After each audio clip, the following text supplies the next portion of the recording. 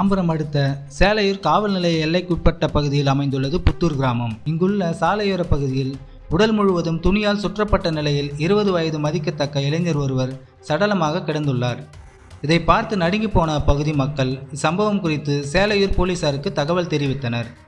அதன் பேரில் சம்பவ இடத்திற்கு விரைந்து சென்ற போலீசார் அந்த துணியை பிரித்து சடலத்தை ஆய்வு செய்தனர்.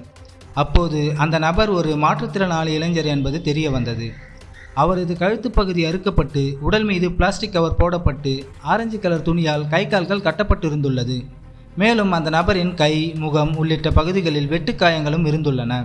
இதையடுத்து சம்பவ இடத்திற்கு வரவழைக்கப்பட்ட மோப்ப நாய் இறந்து கிடந்த நபரின் உடலை மோப்பம் பிடித்து மேற்கு பகுதி நோக்கி 300 மீட்டர் வரை ஓடியது. தொடர்ந்து கொலை செய்யப்பட்ட நபரின் உடலை மீட்டு பிரேத பரிசோதனைக்காக அங்குள்ள அரசு மருத்துவமனைக்கு அனுப்பி வைத்தனர்.